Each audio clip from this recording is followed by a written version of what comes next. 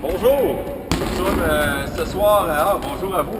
Nous sommes ce soir avec James Lévesque, président fondateur du DBL Ball, pour lui demander des questions, un témoignage pour son sport, le développement de son sport. Donc, bonjour James.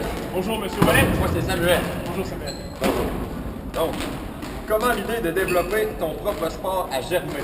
C'est tout simplement avec une bonne chicane de handball, donc dans la cour à l'arrière avec les amis. On n'a pas réussi à trouver un consensus pour jouer au handball et en même temps on n'était pas assez bon pour y jouer.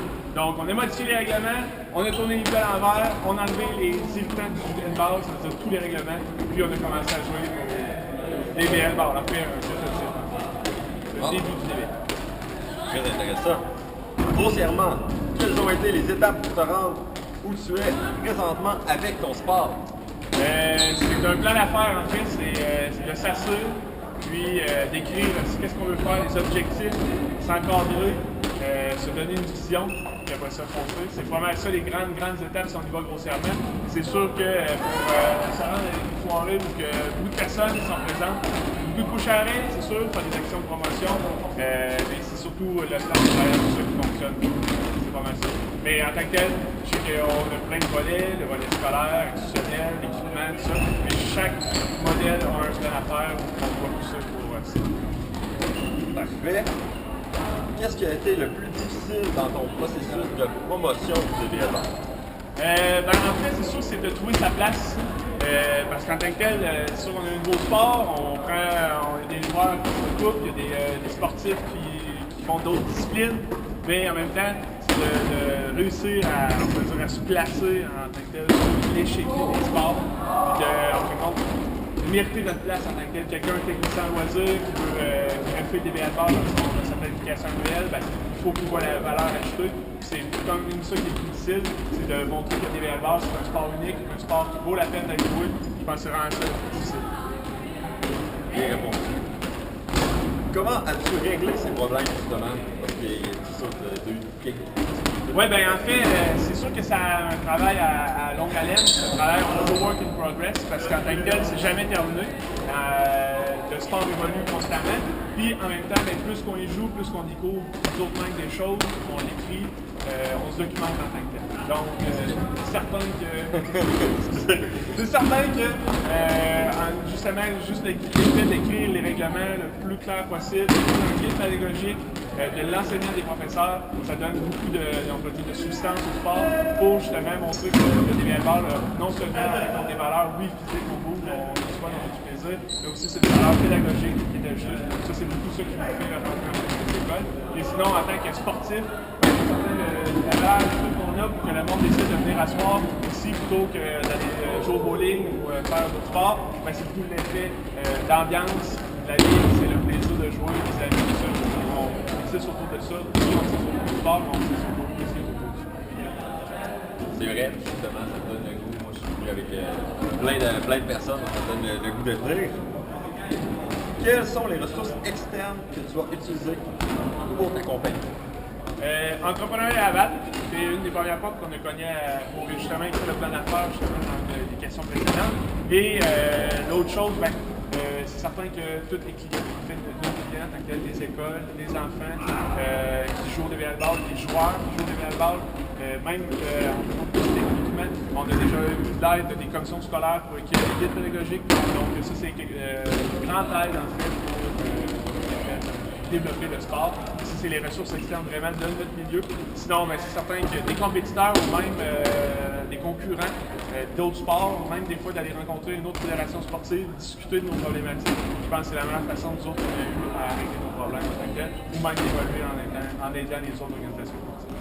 OK. Puis au niveau du financement, justement, tu as parlé des ressources externes, plus pour le développement de c'est ça, exact. sport, mais au niveau du financement. Au niveau du financement, en fait, c'est quand même assez spécial parce qu'on n'est pas un sport public, donc c'est pas une OBNL qui régit le DBL Ball, mais bien une compagnie privée. Donc c'est certain que c'est des investisseurs qui ont mis de l'argent dans le projet. On a des bailleurs de fonds qui ont mis de l'argent. Moi, personnellement, étant un actionnaire de la compagnie, j'ai mis de l'argent dans le projet. Donc, c'est certain qu'on a pression justement de l'externe pour faire en sorte que le sport évolue constamment, puis aller chercher un peu plus sa place. Donc c'est sûr que c'est différent. Ça nous donne un bon effet de vue en tant que tel pour pouvoir grossir plus vite. Puis on se rend compte que si on a arrêté par l'apport de bénévoles ou de dons ou de commandites, mais c'est certain que ça donne un certain, on va dire un certain avis, mais c'est certain qu'on ne peut pas rentrer dans le sport. On se barre des portes, mais je pense qu'on nous voit plus. OK. Puis si c'était à refaire, qu'est-ce que tu changerais dans ton processus? Mais c'est certain que le parcours du DBL, je pense qu'il est quand même bien parti. C'est certain que c'est toujours peut-être avoir une meilleure vision qu'on a commencé. Mais en tant que tel, je pense qu'on est sur une bonne track. Je pense que la chose que j'aurais fait mieux, ça aurait été de mieux écrire les choses, les contrats, les échanges, de mieux structurer notre entreprise qu'on a démarré. On n'avait pas nécessairement d'expérience. On l'acquiert avec le temps. Mais c'est certain que si j'étais à refaire, je pense que j'aurais fait les mêmes erreurs si on faisait dans le passé. Mais c'est sûr que si on commençait à zéro pour que on reprendrait des belles balles avec la connaissance qu'on a aujourd'hui, il y aurait des erreurs qu'on commettrait pas. Surtout, comme je disais, sur les ententes, les contrats de type. Documents officiels. Ouais, ça, les documents officiels qui étaient quand même difficiles à gérer. OK. Puis finalement, dernière question.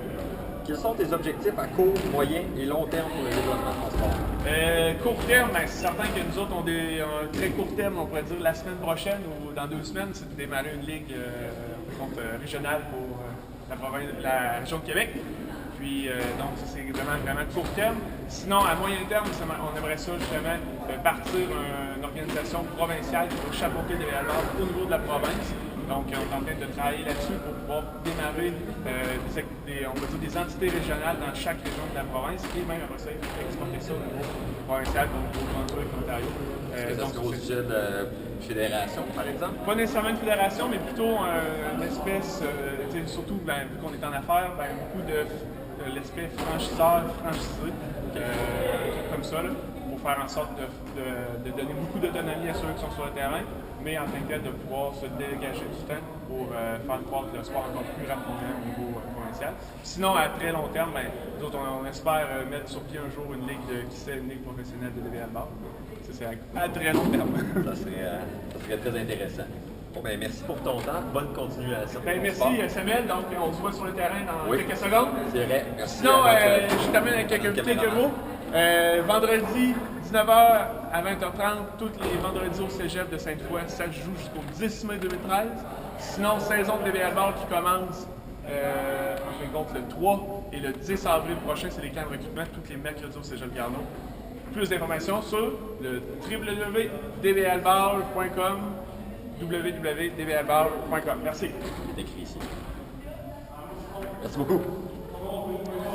Je peux l'arrêter.